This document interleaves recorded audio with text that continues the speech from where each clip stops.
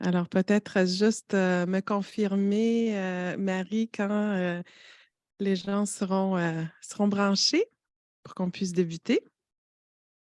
Oui, parfait. Alors, le webinaire est démarré. On a une dizaine de spectateurs, mais les gens sont en train de se connecter, donc on va laisser un peu de temps aux gens. Ils sont en train de se brancher. Bonsoir, bienvenue à tous. Parfait. Alors, merci. Bonsoir. Bienvenue à cette séance d'information sur le programme de dépistage du plomb dans l'eau dans le secteur de Sillery. Alors, merci d'avoir répondu à notre invitation.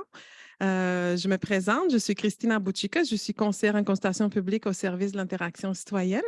Alors, merci aux gens dans la salle, merci également aux gens qui nous écoutent sur Internet. Donc, comme je l'ai mentionné, on est également sur Zoom, là, donc il y a une cinquantaine de personnes qui sont inscrites en ligne. Et sachez que la rencontre de ce soir sera enregistrée, sera disponible par la suite sur la page Internet du projet. Donc, si vous avez des personnes qui ne pouvaient pas être là ce soir et qui sont intéressées par le sujet, n'hésitez pas à leur faire partager le lien. Donc, les encourager à regarder la séance en ligne. Et oui, ils ne pourront pas poser des questions, mais je suis convaincue que par vos questions ou les questions des personnes en ligne, bien, on va toucher quand même pas mal de sujets qui peuvent les intéresser. Alors, je suis accompagnée en ligne, vous l'avez entendu tout à l'heure, par ma collègue Marie Lagier. Elle va animer la partie en ligne. Elle va pouvoir nous lire les questions qui vont être écrites dans notre outil questions-réponses sur le webinaire. Donc, comme ça, on va pouvoir avoir une façon interactive là, de joindre nos citoyens. Alors, sans plus tarder, j'aimerais vous présenter les personnes qui sont ici ce soir avec moi. Donc, tout d'abord, Mme Maude Messier-Larouche, qui est votre conseillère municipale, donc conseillère municipale du district de Saint-Louis-Sillery, membre du comité exécutif. Bonsoir. Bonsoir, bonsoir à Alors, tous. je vais l'inviter tout à l'heure à vous adresser un mot de bienvenue. Et je suis également accompagnée par mes collègues du service de traitement des eaux. Alors, ce sont nos spécialistes de l'eau potable, alors pourront vous présenter tout à l'heure le projet. Donc, tout d'abord, Mme Christine Beaulieu, qui est chimiste, chef de laboratoire. Bonjour. Est accompagnée par Mme Valérie Gauthier, également chimiste, Bonsoir. et par Mme Christelle Brouillette, qui est ingénieure. C'est quand même service. On a également avec nous dans la salle, ils pourront répondre à des questions. Parce que, vous savez, c'est un sujet quand même très pointu. Donc, on a d'autres spécialistes de la ville qui sont là pour entendre également, puis pour pouvoir répondre aux questions. Donc, on a M. Guillaume Couillard, qui est direction de section aux opérations au service de l'entretien des réseaux d'aqueduc et d'égouts. On a M. Martin Fogg, directeur de division au service d'entretien des voies de circulation. On a M. François Légaré, qui est directeur de session à la foresterie urbaine, parce que des fois, il y a des racines qui s'en vont jusqu'au tuyau. Et on a M. Éric Tremblay, qui est premier technicien en bâtiment, planification de l'aménagement et de l'environnement. Donc, pour tout ce qui est programme de subvention, si jamais il y a des questions, on est prêt à répondre. Alors, vous avez peut-être remarqué en entrant, la barrière du stationnement était levée, donc elle va être également levée en quittant. Donc, vous n'avez pas à vous inquiéter de payer le stationnement. Il est gratuit pour tout le monde ce soir. Alors, sans plus tarder, j'inviterai donc Mme Maud Mercier-Larouche pour le mot du bienvenu. Merci beaucoup, Christina. Bonsoir à tous. Bonsoir les gens qui sont en ligne. On est en formule hybride, comme l'a mentionné Christina. C'est une séance d'information qui vise finalement à rejoindre les citoyens de l'arrondissement Sainte-Foy-c'est-les-Cap-Rouges, mais c'est principalement dans le district de Saint-Louis-Sillery, en fait, qu'on retrouve les maisons, en fait, les conduites concernées par ce règlement-là. Je vous informe, on retourne dans le passé un petit peu en 2020. La Ville de Québec avait adopté un règlement, notamment sur le remplacement des branchements privés. Et ça obligeait les propriétaires à remplacer finalement les branchements d'eau potable. Et il y avait également un programme de subvention qui se joignait à cela, pouvant aller jusqu'à 2 500 $. Vous aurez le détail qui est présenté par les ressources ici. Mais quand il y avait été question de ce programme-là d'élimination du plomb dans l'eau, ce n'était pas sans susciter d'interrogations, de préoccupations de la part de nos citoyens. Et c'est tout à fait normal, tout à fait légitime. Donc, ce soir, on est là dans la continuité de ce qui avait été annoncé précédemment en 2020 pour venir répondre à vos interrogations. Vous avez vu, on se déploie à grands groupes ce soir parce que c'est un sujet qui est quand même très, très pointu. C'est quand même très, très technique. On a des chimistes avec nous ce soir, des ingénieurs, des gens qui travaillent à la Ville de Québec qui ont toutes les expertises pour pouvoir répondre à vos questions, à vos interrogations. Donc, l'objectif souhaité, c'est qu'au terme de cette soirée-là, qui se veut instructive, qui se veut une séance d'information pour pouvoir vous identifier en quoi consiste le programme, en quoi consiste la problématique qui avait été identifiée dans le passé, mais surtout pour éviter que vous ayez des zones grises quand vous allez sortir d'ici ce soir. On veut vraiment que toutes les préoccupations soient évacuées et que vous ayez le sentiment d'avoir eu toutes les réponses.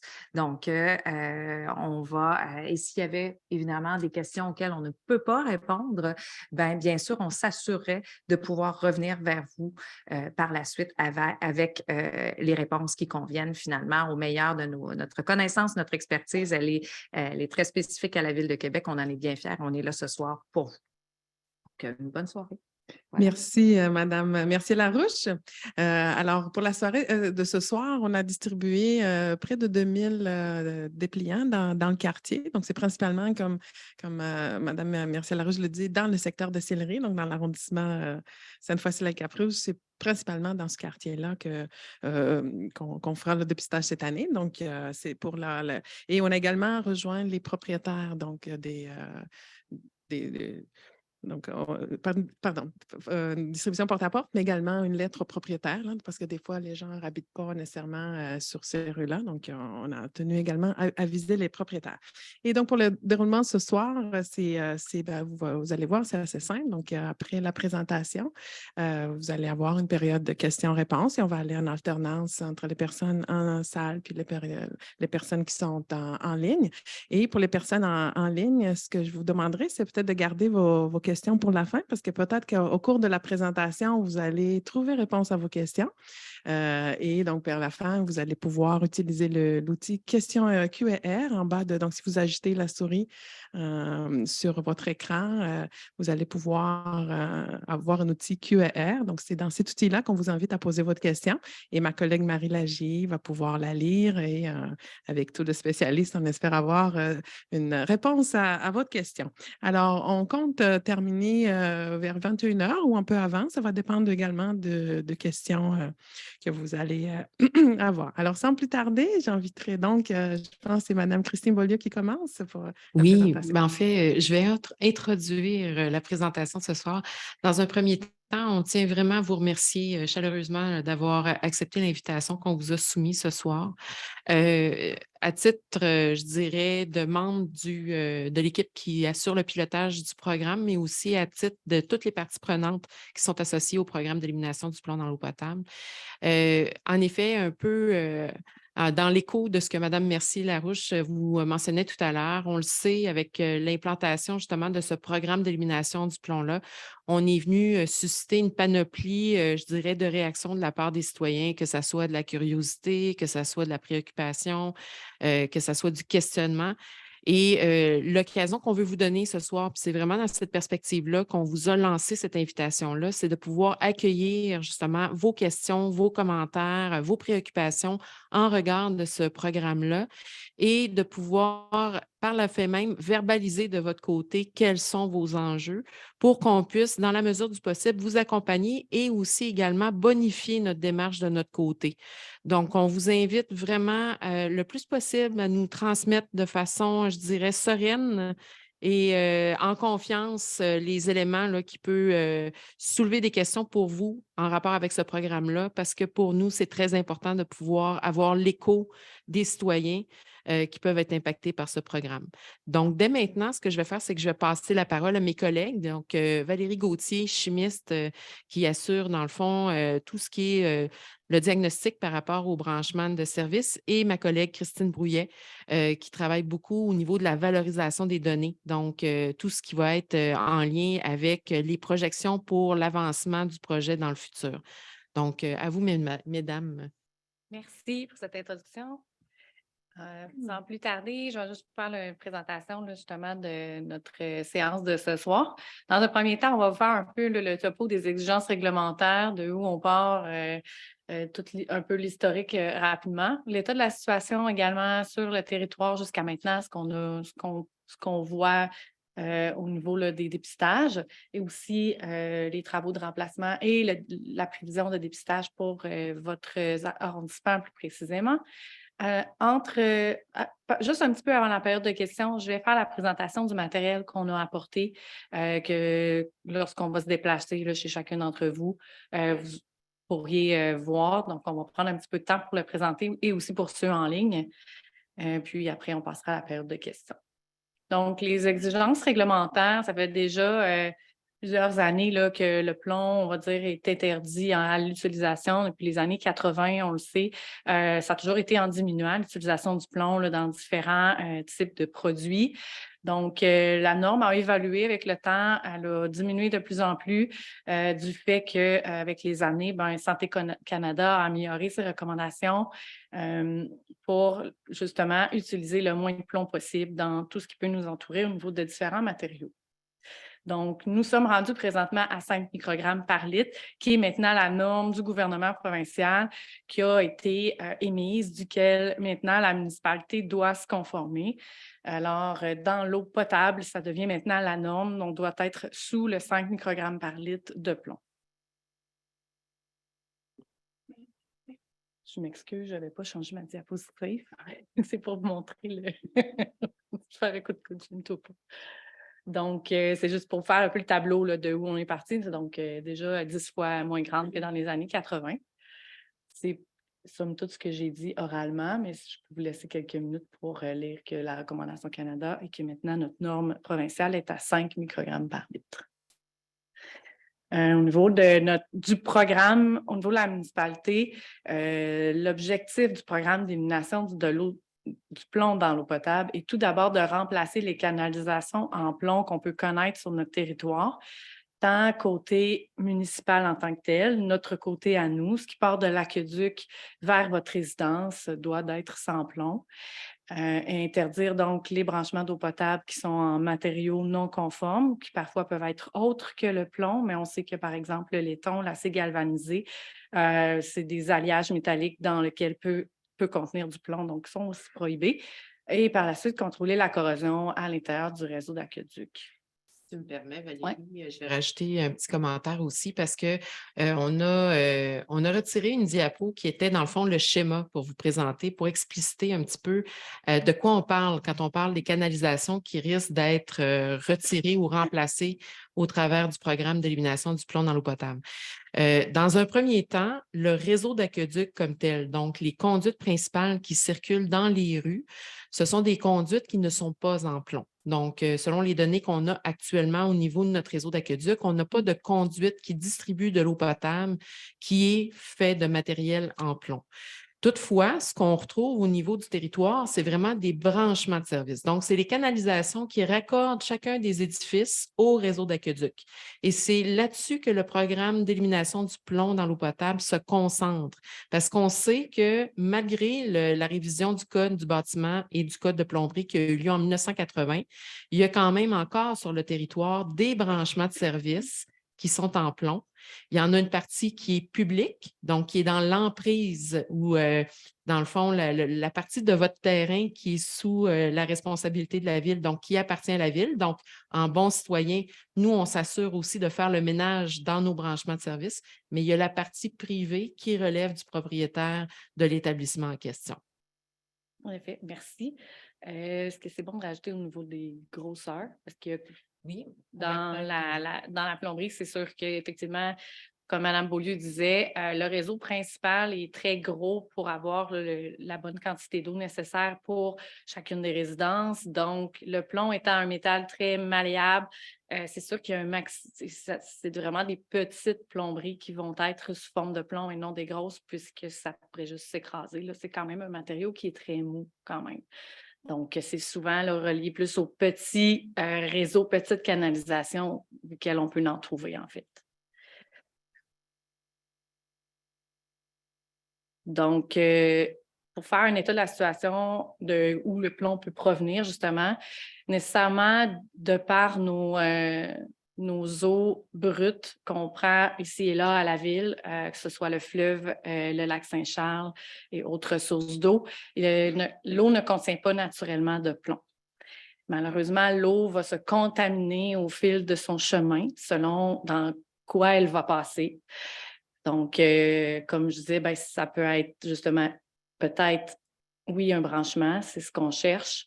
Aussi des accessoires de plomberie, des robinets. On n'a pas le contrôle sur tout ce qui se fait dans le monde, puis quel type de métaux vont utiliser pour faire des alliages. Donc, être conscient vraiment de ça. Donc, l'eau à la source, à la base, ne contient pas de plomb.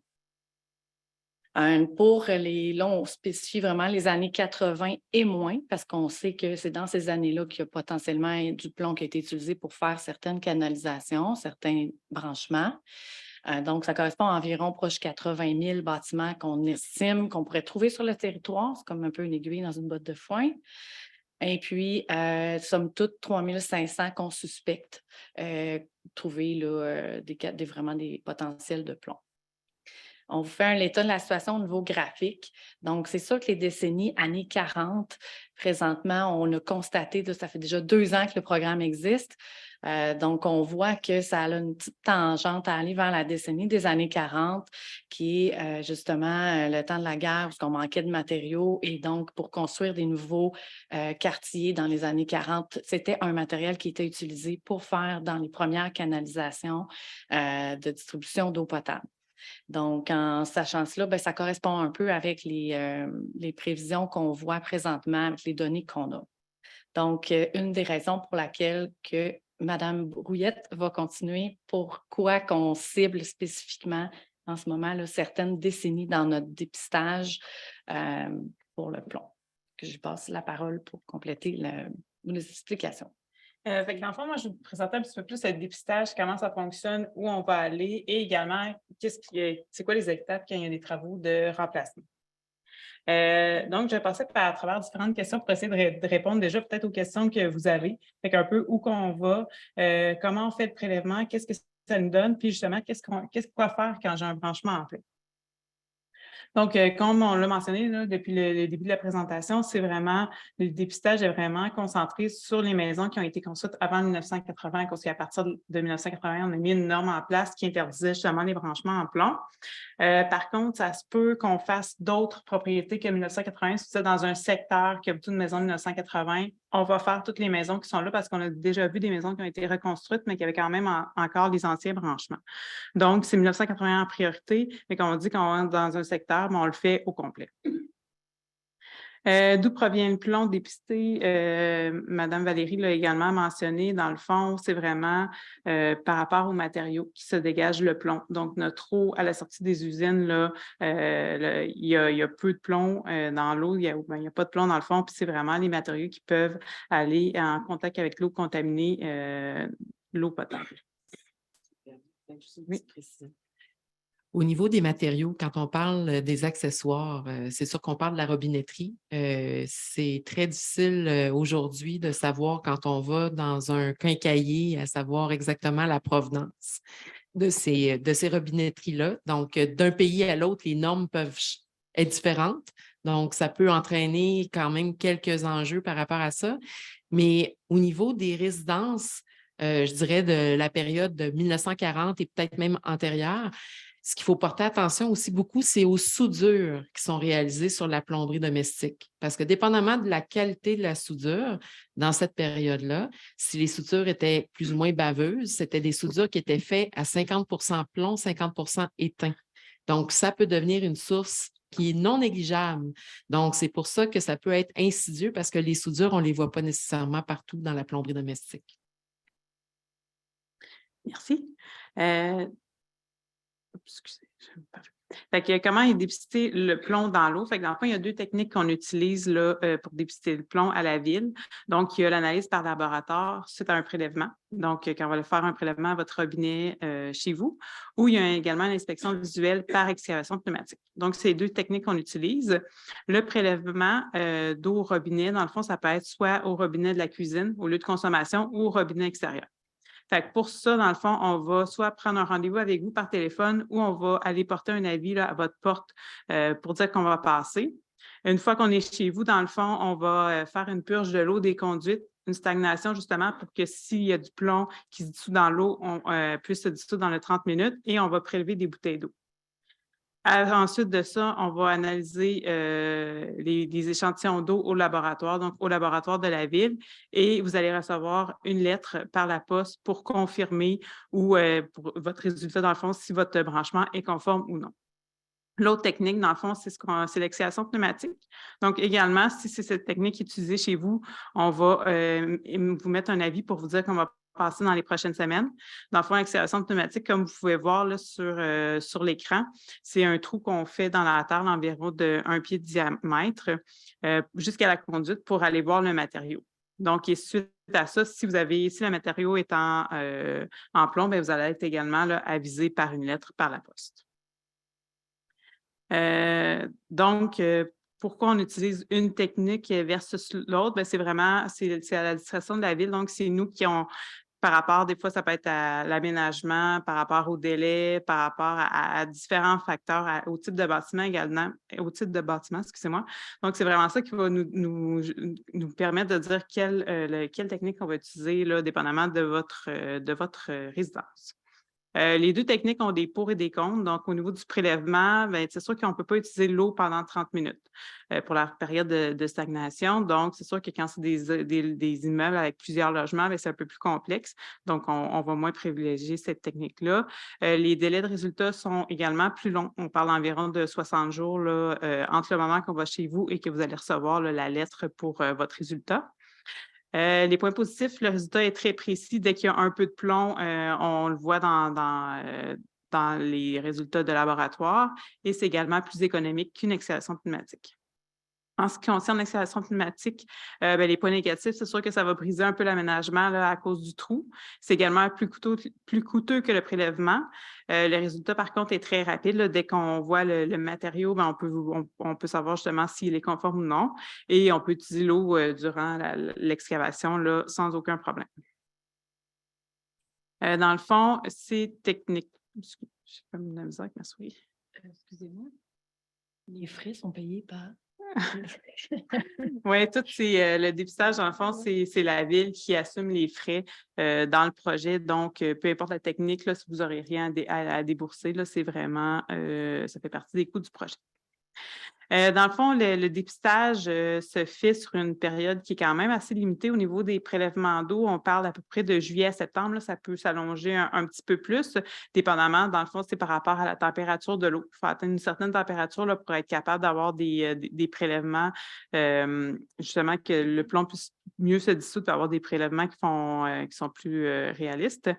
Et au niveau du dépistage par exhalation pneumatique, ça se fait environ d'avril à novembre. Dans le fond, dès qu'il n'y a plus de neige, là, on peut commencer à en faire.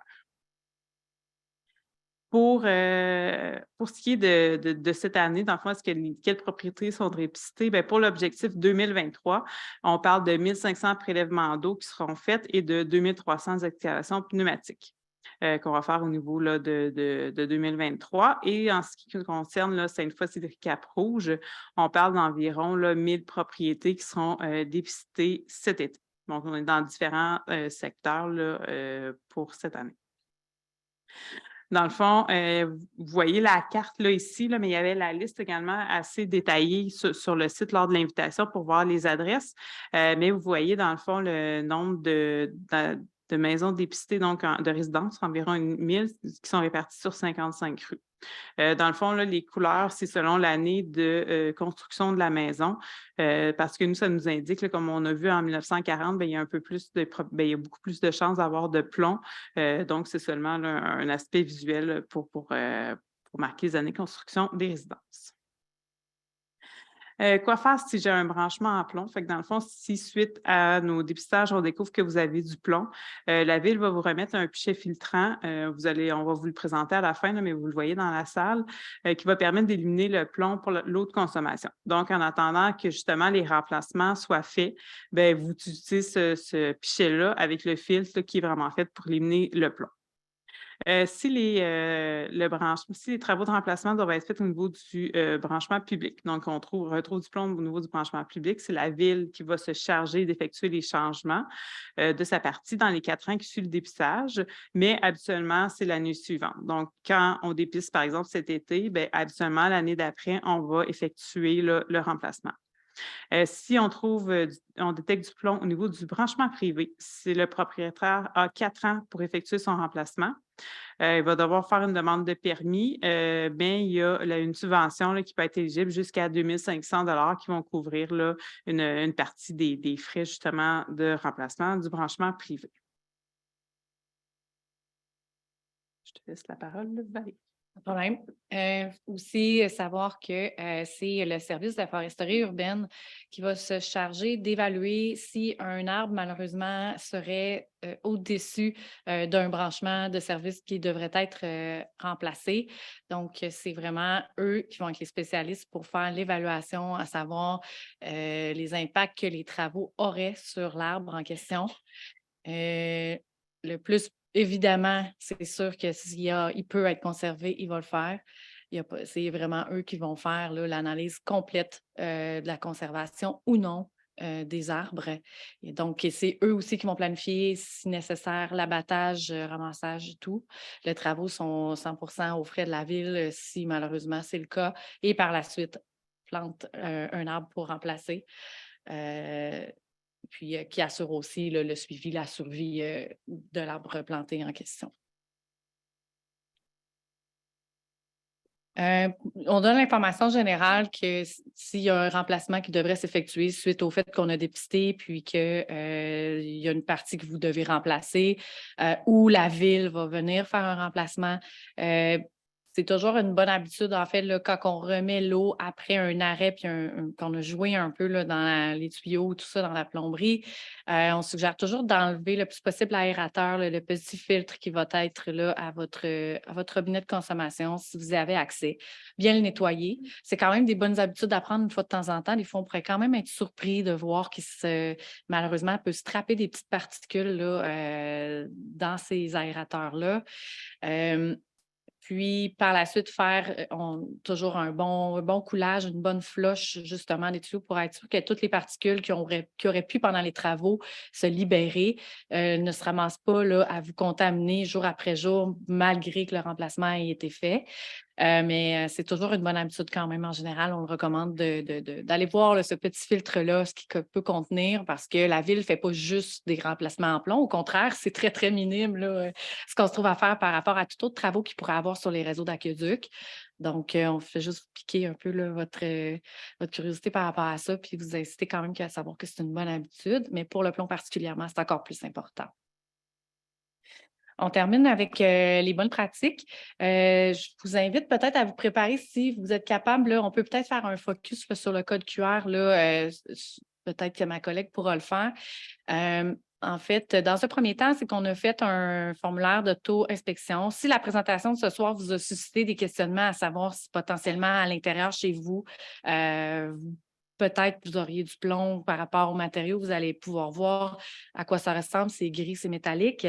Ben, faire là, le test vous-même peut être une possibilité. Donc, ce test-là vous amène là, en fait, vers une certaine possibilité ou probabilité. Ça peut se faire assez rapidement pour vous donner un coup de pouce. Puis nous aussi, on peut faire un suivi avec vous par la suite. Donc, les matériaux à la valve d'entrée d'eau, ça peut vous indiquer parce que c'est ce qui sort vers l'intérieur. Donc, ça peut donner un petit indice. Donc, avec le questionnaire, il est possible de regarder ça. On vous suggère, après une longue utilisation dans les bonnes pratiques, après une longue non-utilisation de l'eau, ça peut être recommandé là, de faire couler l'eau jusqu'à ce qu'elle soit fraîche pour que vous ayez l'eau du réseau le plus possible parce qu'on sait que c'est elle qui est traitée. Tandis que celle que séjournée là, dans votre plomberie, ben, c'est celle qui est en contact avec des métaux potentiellement. Donc, après une longue période de non-utilisation, c'est toujours une bonne habitude. Vous pouvez vous réserver un pichet aussi au frigidaire suite à ce petit coulage-là. Puis, C'est sûr qu'il y a toujours votre initiative de la possibilité. Les filtres confournis sont disponibles dans des magasins grande surface, en autant que les différents filtres au charbon activé vont avoir différentes certifications. Donc, il faut être assez vigilant pour regarder sur les petites écritures, savoir si ils sont bel et bien pour l'enlèvement du plomb et du cuivre. C'est plus ça qu'il faut vérifier parce qu'il y en a 53 métaux que des filtres comme ça peuvent enlever. Puis, toujours utiliser l'eau froide pour cuisiner. Donc, c'est nos recommandations qu'on voulait vous faire ce soir. Peut-être juste à titre aussi de précision par rapport aux filtres. Les filtres, ça peut être une solution qui peut être intéressante à utiliser dans le sens où c'est une façon facile de pouvoir se protéger contre l'exposition contre le plomb. Toutefois, il faut que les personnes qui utilisent ces filtres-là soient conscientes qu'il faut les utiliser selon les prescriptions du manufacturier.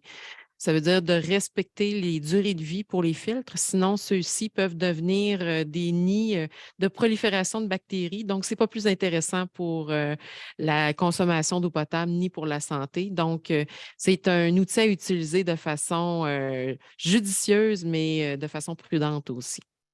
Puis juste pour terminer, puis peut-être vous rappeler que la séance de ce soir a pour but de vous informer qu'on va venir chez vous, qu'on va venir faire des prélèvements d'eau, qu'on va venir sur les terrains si on peut faire des prélèvements à l'extérieur, qu'on va circuler dans votre quartier, en fait.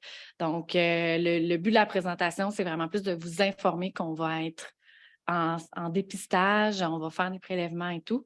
C'est un faible pourcentage de plomb qu'on peut peut-être potentiellement trouver pour vous aiguiller le plus rapidement possible, mais c'est pas, c'est sans plus. C'est vraiment. Même d'autant plus de ce que ma collègue dit, dans le fond, c'est que le but du programme, ce n'est pas nécessairement d'identifier un branchement dans votre résidence, mais à la limite qu'après notre visite, vous soyez sécurisé que votre branchement est conforme. Donc, c'est un petit peu dans cette optique-là que vous puissiez justement avoir confiance par rapport à votre approvisionnement en eau potable.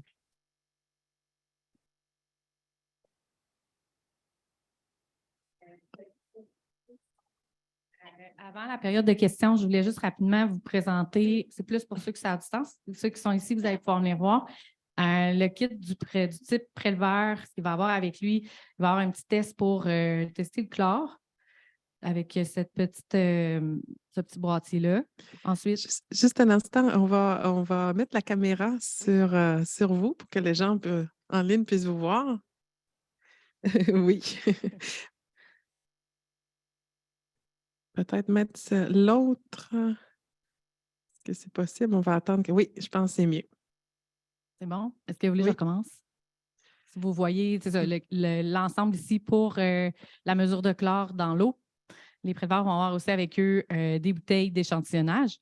Puis, je voulais simplement vous montrer à quoi ça peut ressembler.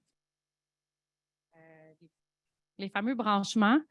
Donc, ça ici, vous voyez le bout qui est en cuivre, puis l'autre bout plus gris mat qui est en plomb.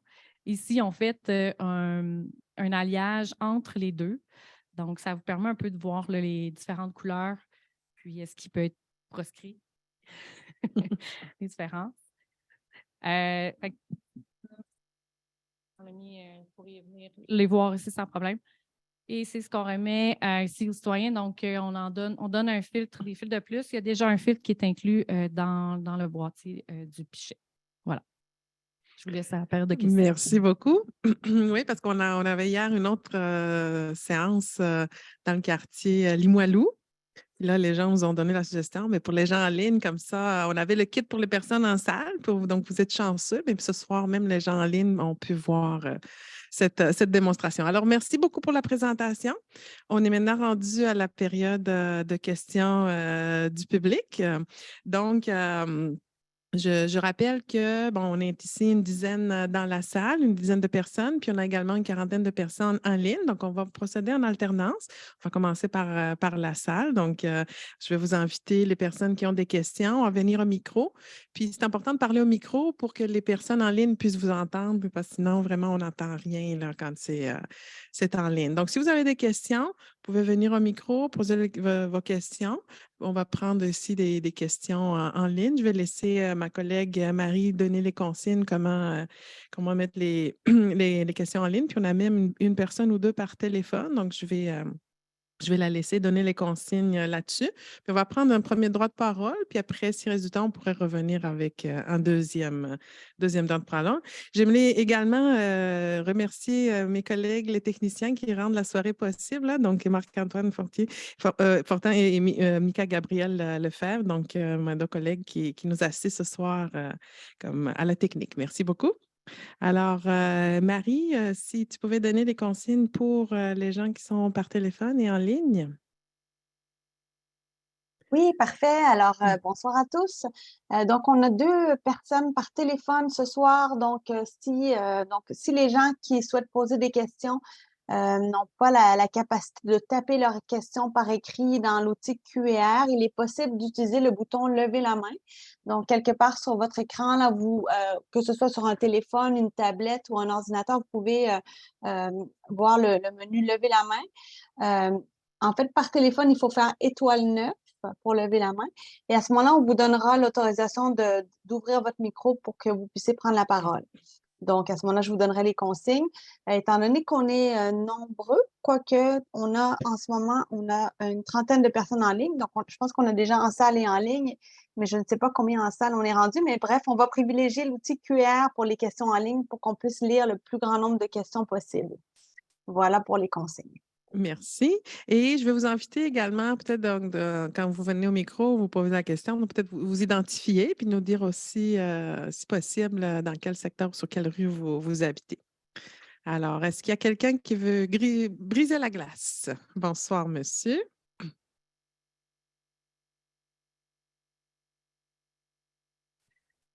Oui, bonsoir, merci pour la présentation.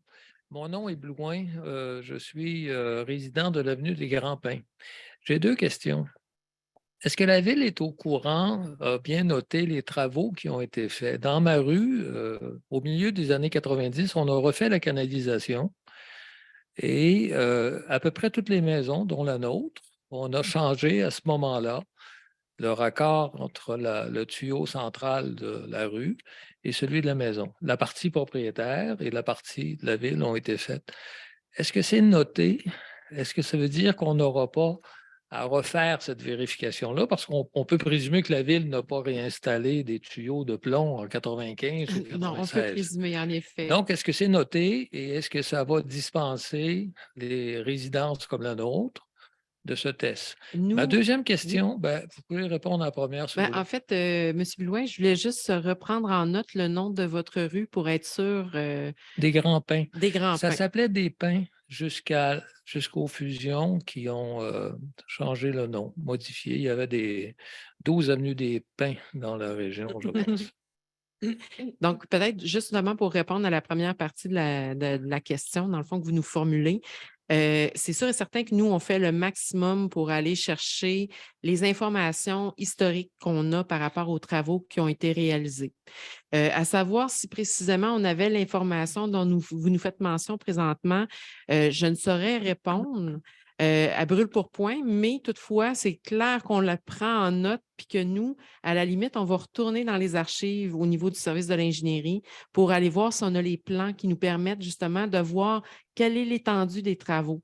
Parce que dans certains cas, il y a des travaux qu'on a vus qui avaient été faits sur des avenues, mais qui touchaient une partie d'une rue pour, mettons, les 2 services et que pour l'autre partie, le chantier s'était limité à faire le sanitaire. Donc, pour nous, c'est quand même important d'avoir cette information-là et d'aller revoir les plans d'origine au niveau des travaux pour vérifier et confirmer l'état de la chaussée. Dans notre rue, en tout cas, un voisin plus clairvoyant avait fait une cabale pour nous inciter tous à changer la tuyauterie. Donc, à peu près tout le monde l'avait fait. Il était bien inspiré. Oui. Ma deuxième question, c'est qu'il me semble qu'il peut y avoir aussi des tuyaux en plomb à l'intérieur des maisons. Oui, c'est possible. Est-ce que ça, c'est couvert par le programme? Parce que j'imagine que ça nous met en danger relatif. Vous avez tout à fait raison. C'est un enjeu, c'est une préoccupation pour nous aussi. Sauf qu'en tant que municipalité, on n'a pas de juridiction par rapport à ce qui se passe à l'intérieur des résidences. C'est sûr qu'en allant faire le dépistage on a un certain regard à savoir au niveau de votre plomberie domestique, à quel niveau vous vous situez. Est-ce qu'il y a des enjeux? Est-ce qu'il y a des soudures? Est-ce qu'il y a des robinetteries qui pourraient être responsables de la libération de plomb, qui pourraient ultimement avoir une certaine incidence par rapport à votre consommation?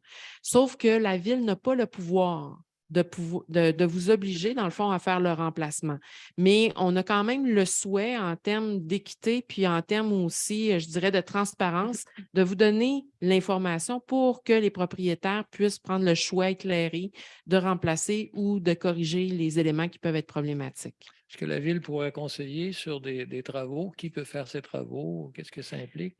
Parce qu'à première vue, c'est assez intimidant, là. Oui, non, ça, je Les tuyaux ne comprends. sont pas à ciel ouvert, hein. Ils sont dans les cloisons. Et Oui.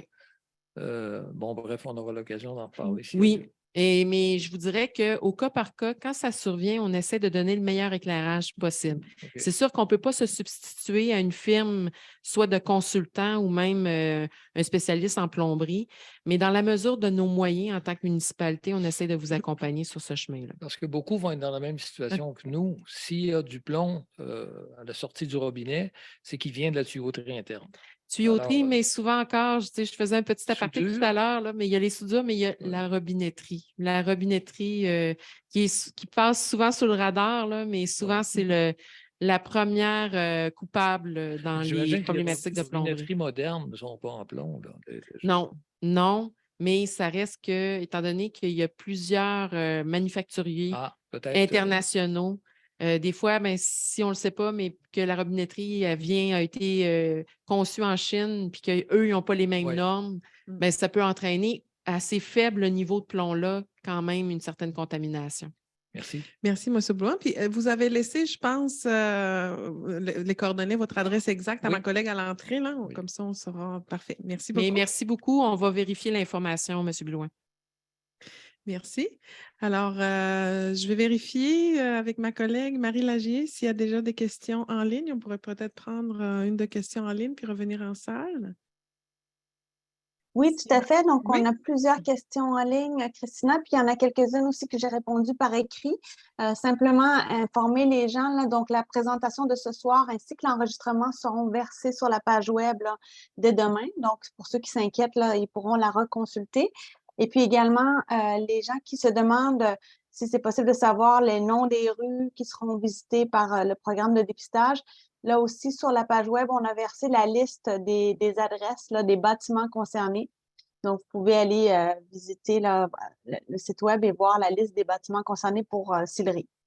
Alors, première question en ligne. On a une question de M. Marchand. Serons-nous avisés un peu d'avance de la visite du responsable de la ville pour effectuer les prélèvements à notre robinet? Donc, normalement, il va y avoir une première campagne de communication qui va se faire environ 2 semaines aux environs avant la campagne de visite sur le terrain. Il va y avoir une tournée où il va y avoir la distribution d'accroche-portes pour pouvoir justement informer les gens d'un moment où ce que les équipes vont être dans leur rue pour faire justement ces dépistages-là. Donc, a priori, les gens devraient avoir sur leur porte un avis spécifiant une période, une journée ou 2 jours ciblés du moment du passage pour leur permettre justement d'anticiper la visite de la personne qui va être mandatée par la ville pour faire le dépistage. Merci. Alors, on peut continuer. Est-ce qu'il y avait une autre question? Oui, après- alors, je continue, Christina? Oui? Oui. La question de Mme Turcotte, j'ai pu voir que mon quartier est concerné. Comment savoir si ma propriété est concernée et quand l'analyse de l'eau sera faite? Donc là, c'est sûr que pour la liste des propriétés, comme je l'ai indiqué là, sur la page web, vous avez la liste, là, les adresses. Là, je pourrais mettre le lien plus précis. Et puis pour savoir quand l'analyse de l'eau sera faite, je pense qu'on a répondu, là, mais vous allez recevoir un accroche-porte, en fait. Hein? C'est bien ça? En fait.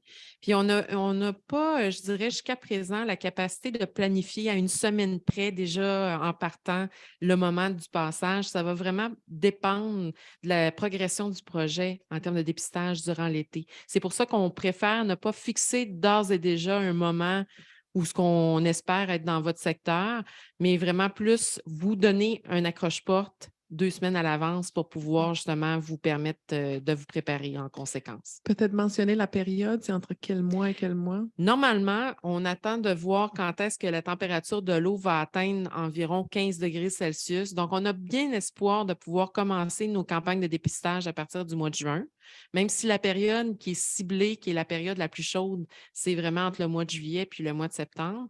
Puis, normalement, d'une année à l'autre, on est capable de pouvoir étirer les campagnes jusque début octobre.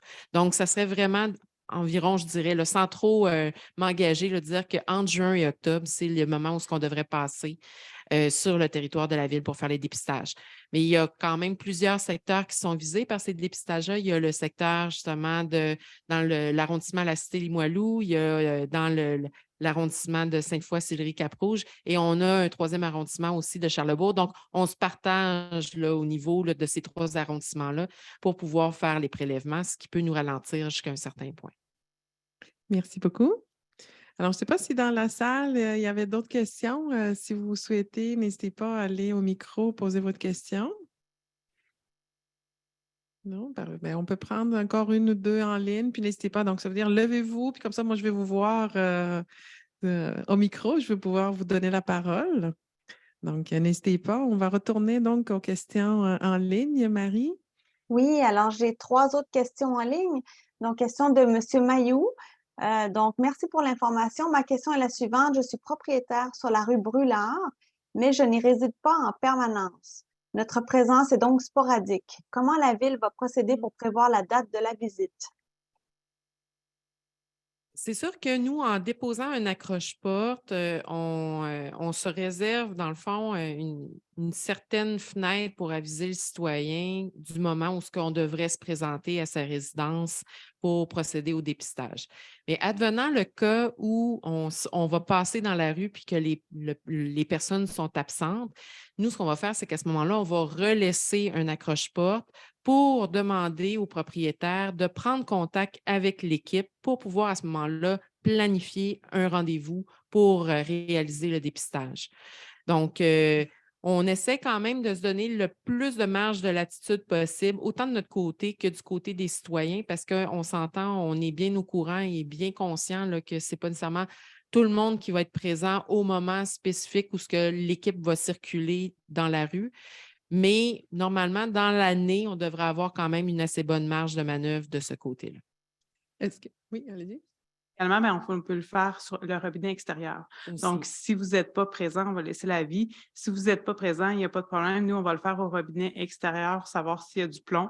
Puis, dans le fond, également, si le robinet extérieur ne fonctionne pas, ben là, à ce moment-là, on pourra mettre un accroche-porte en disant « rappelez-nous » et on prendra un rendez-vous là, à un moment qui vous convient. C'est un très bon point, ça, qui est amené par ma collègue. Ce que vous pourriez prendre comme, je dirais, prévention pour justement peut-être pas nuire à la campagne de dépistage, ce serait peut-être juste de vous assurer que votre robinet extérieur est fonctionnel pour qu'à ce moment-là, on puisse procéder. Puis, vous allez recevoir une communication vous informant des résultats par la suite, là, comme de quoi qu'on est passé, puis qu'on a soit décrété que votre branchement était conforme ou non conforme. Merci. Puis peut-être une autre suggestion, si jamais vous avez un voisin, parce que j'imagine que c'est sur la même Aussi. rue, s'il y a un voisin qui pourrait vous alerter là, que lui, il a reçu, donc peut-être que vous aussi, vous l'avez reçu. Puis peut-être même dans un autre ordre d'idée, il arrive qu'il y a des propriétaires non occupants, mais qu'il y a des locataires. Donc, peut-être justement d'aller chercher une alliance avec le locataire pour s'assurer au moins d'une certaine présence au moment de la visite.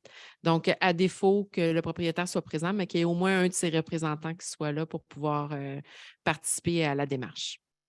Merci beaucoup. Alors, toujours dans la salle, si vous souhaitez poser des questions, n'hésitez pas, je vous invite au micro. Sinon, on continue avec les questions en ligne. Oui, Oui, Marie? alors, Christina, j'ai plusieurs questions en ligne. Donc, en fait, il y avait aussi une question de Mme Turcotte, mais je pense qu'on a répondu avec la question précédente. Là. Elle s'inquiétait que ce soit la période de vacances, d'été, et donc, il risque d'être à l'extérieur du Québec durant la période choisie. Donc, elle s'inquiétait de savoir si on pouvait reporter la date de l'analyse. Donc, je pense qu'on a répondu à cette préoccupation-là avec les accroche-portes. Donc, il y aura d'autres accroche-portes là, si vous êtes absente. Et puis, vous pouvez aussi laisser votre robinet accessible, hein, Mhm. Oui. comme Mme Beaulieu l'a dit. Merci. Donc, je continue avec les autres questions. Donc, M. Louison qui demande s'il y aura une autre campagne de dépistage pour Sillery. Je ne vois pas le nom de ma rue, mais se peut-il que ce dépistage se fera sur plusieurs années? Ou si ma rue ne fait pas partie du dépistage cette année, je suis certain qu'il y en aura. Est-ce que je suis certain qu'il n'y en aura pas dans le futur?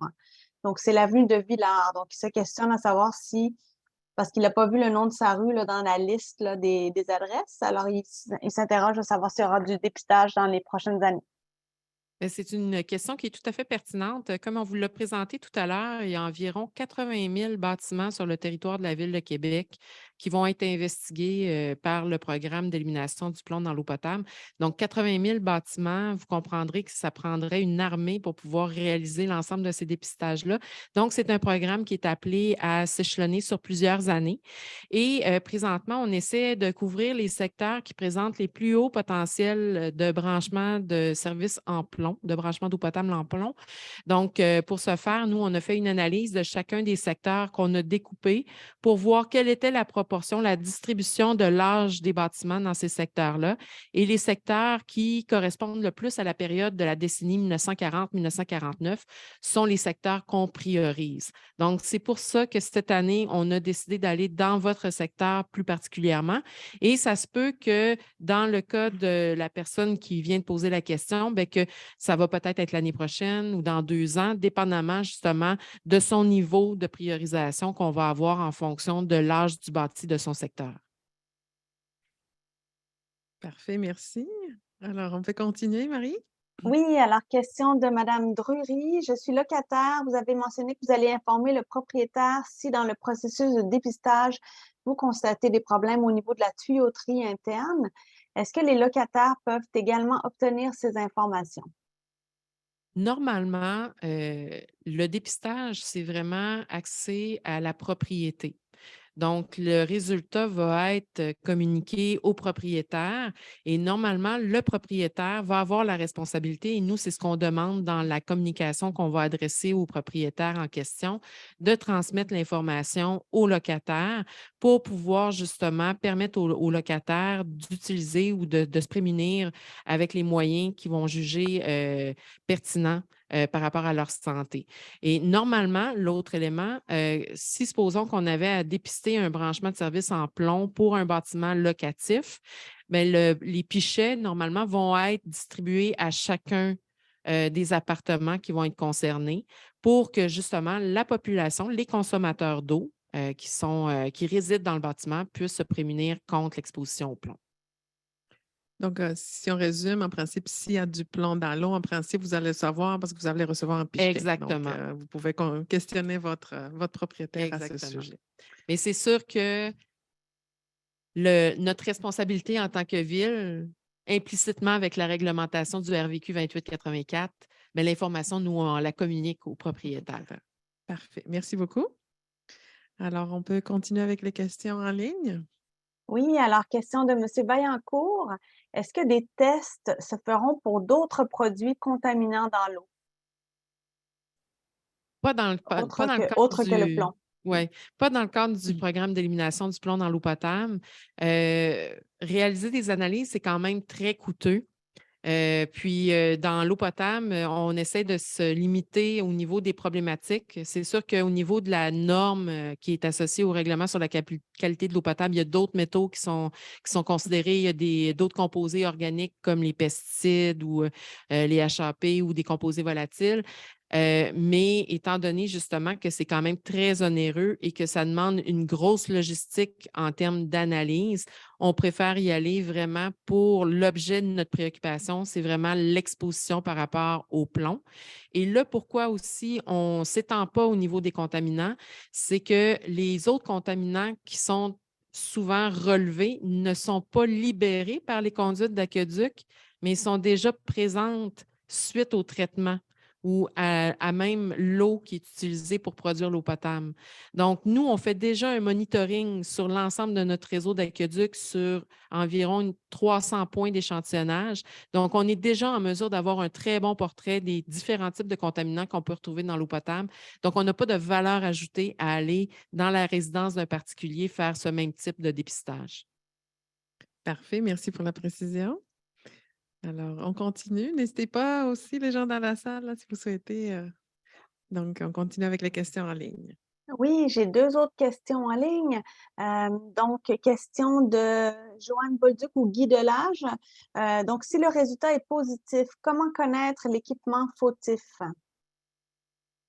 C'est sûr qu'on y va un petit peu, je dirais, par discrimination, dans le sens où avec la méthode de dépistage, on devrait être en mesure de savoir si on est en train de regarder le branchement de service ou si on est en train de regarder différents emplacements au niveau de la plomberie domestique.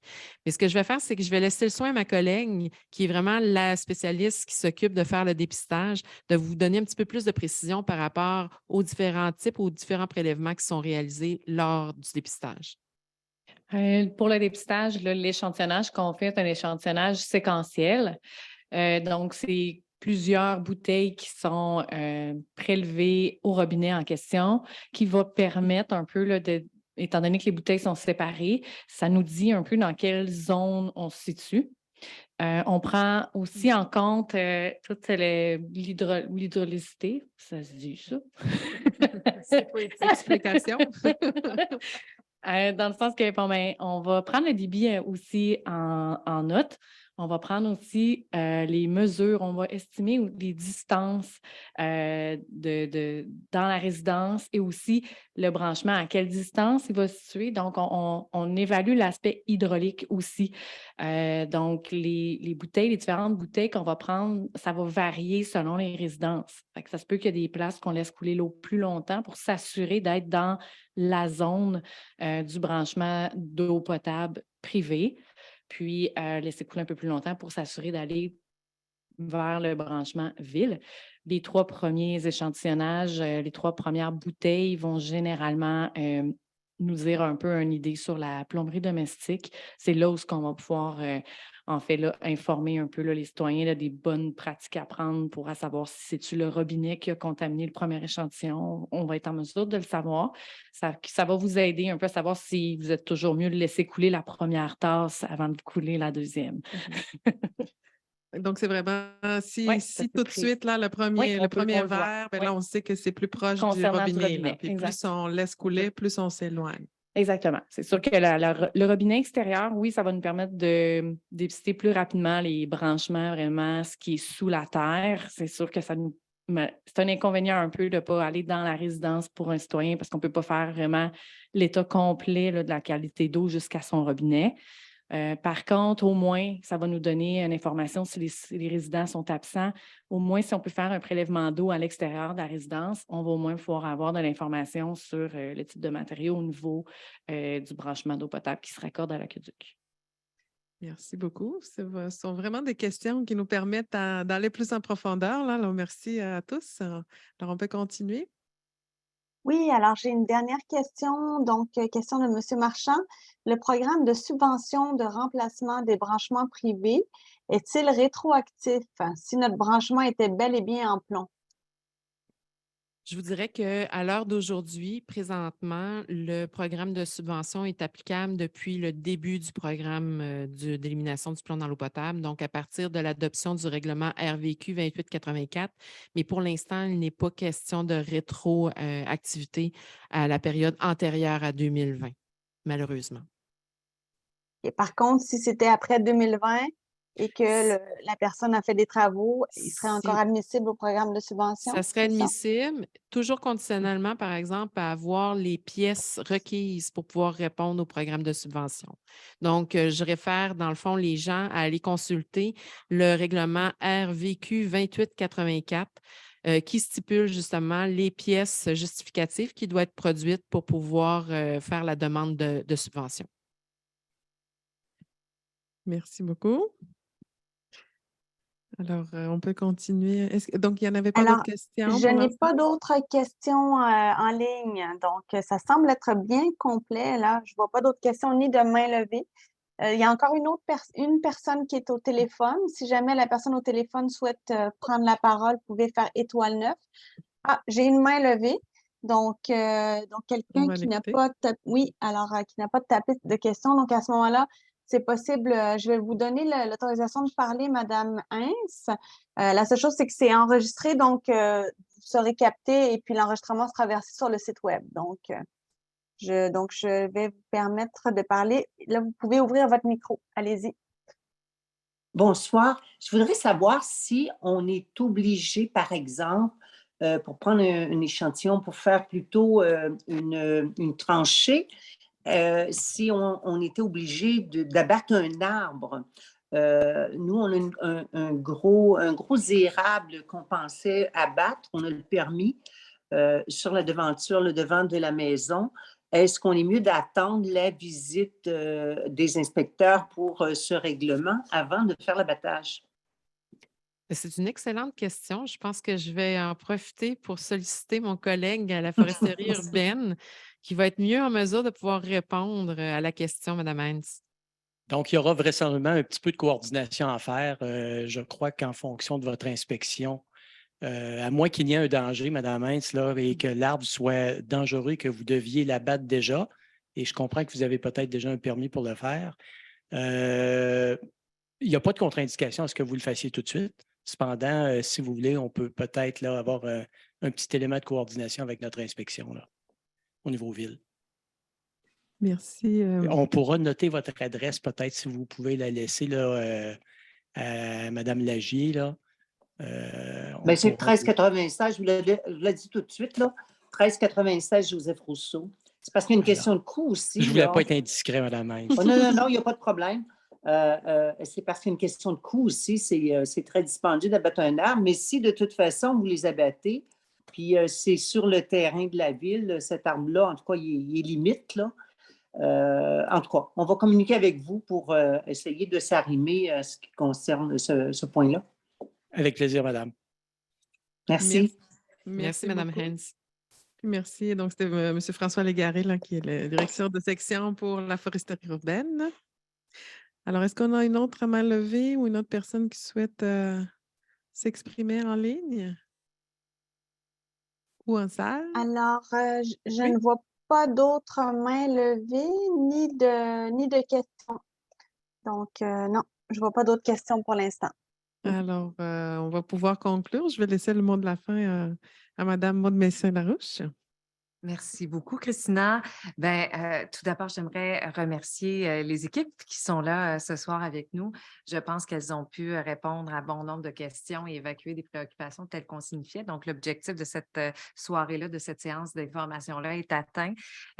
D'ailleurs, j'en profite pour le souligner à chaque fois que j'entends les équipes villes, quand on est dans des enjeux qui sont plus loin de moi, hein, la gestion de l'eau, traitement, je reconnais tout l'expertise et la compétence des gens qui travaillent à la Ville de Québec. Donc, je pense que c'est important de le souligner. Je remercie également mes collègues Christina et Marie Lagy qui étaient en ligne de l'interaction citoyenne. Et vous, chers citoyens, de prendre du temps dans votre quotidien. Il est important le temps hein, et de vous déplacer ici ou de nous suivre à la maison en ligne. C'est très, très apprécié. Sachez que au-delà des séances d'information, si vous avez des informations, si vous avez des questions, des interrogations, supplémentaires qui persistent, n'hésitez pas. Vous avez toujours le 311 que vous pouvez composer et à ce moment-là, vous faites une requête au 311 et à ce moment-là, ça se rend aux équipes et on peut vous répondre dans les meilleurs délais. Vous avez vu, pour nous, c'est très important de porter cette question-là au niveau de l'élimination du plomb dans l'eau avec un leadership à la Ville de Québec pour évidemment les éléments que vous connaissez et qui ont été mentionnés ce soir. Donc, s'il y a quoi que ce soit, gênez-vous pas. À titre de conseillère aussi municipale du secteur, je suis toujours disponible au bout du formulaire en ligne à la Ville de Québec. Alors, je vous remercie d'avoir été présent et une bonne soirée à vous.